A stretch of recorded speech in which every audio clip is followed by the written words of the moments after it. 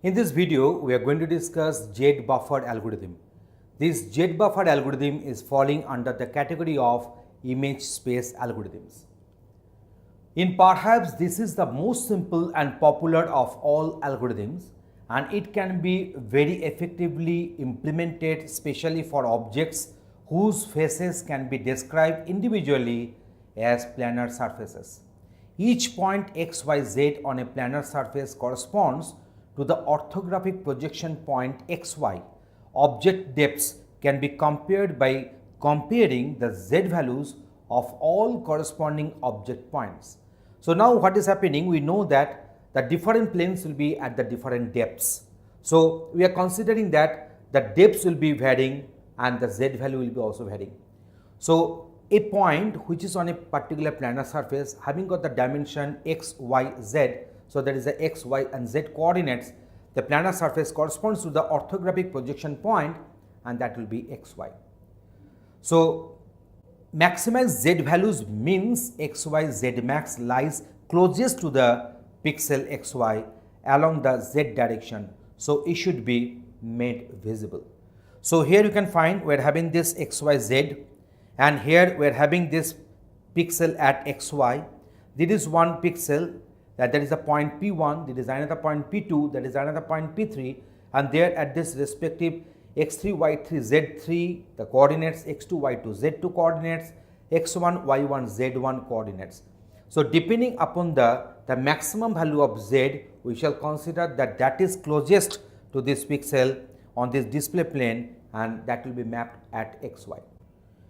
Now consider this Z buffer. So this is one Z buffer and the Z buffer values for the corresponding object polygons are shown and background represented by z is equal to 0.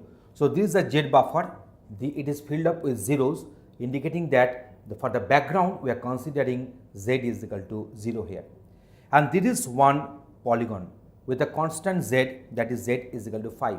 So in those cases where we are having 0 and here we are having 5, so 5 is greater than 0, so 5 has been mapped here in the Z buffer.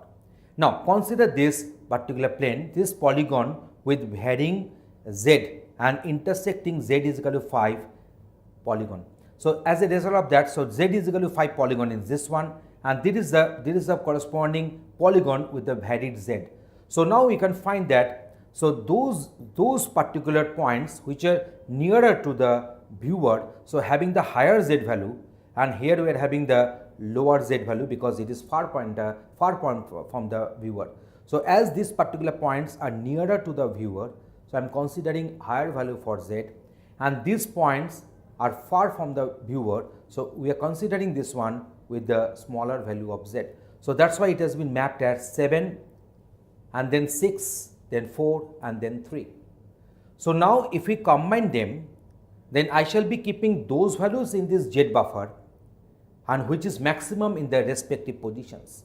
So now here you see, here we are having this background colors and then we are having this 5 here, then 7 is there, then 6 is there, so 3 has not been written because 5 values we got there.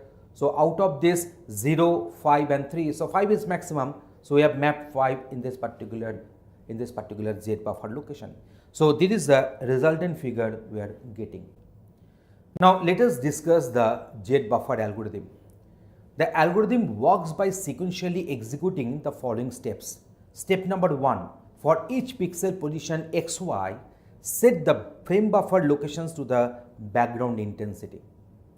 Set the Z buffer locations to Z max is equal to Z min, the minimum of available depths. Now we are going for the step number 2.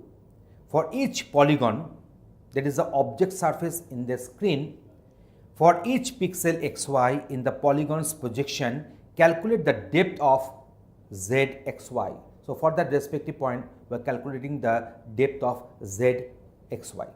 Compare the depth zxy with the value zmax stored in the Z buffer at the coordinate xy location. So if we find that if zxy is greater than zmax xy, then write the actual attributes intensity of point xyz of that polygon to the frame buffer at the equivalent position of the pixel location xy. So in this way, if we find that this zxy is greater than the zmax xy, then in that case obviously we should write the actual attributes or the intensity here of the point xyz of that polygon to the frame buffer at the equivalent positions of the pixel location xy. Also set zmax xy is equal to zxy. So always we are keeping a trace of the zmax xy. That is, replace the previous z buffer value with the current z.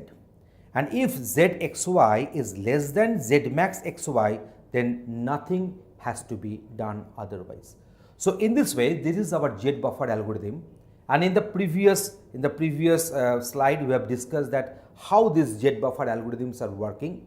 So at first, we are initializing this z buffer with z is equal to 0, and this is a particular polygon with the constant z is equal to 5. So whenever we are searching for comparing between 0 and 5, and whenever we are getting 5 is maximum, then is higher than this particular 0. So as 5 is greater, so we are putting this 5 here. Now consider this particular polygon where we are having this varying z. So whenever we are getting 7, sometimes we are getting 6, sometimes 4 and sometimes 3 there. So when you are merging all of this, we are getting this z buffer content. So for each and every pixel, we are keeping the maximum value whatever you are getting in the respective cell. And in this way, the z buffer is getting filled up. And here we have discussed the respective z buffer algorithm.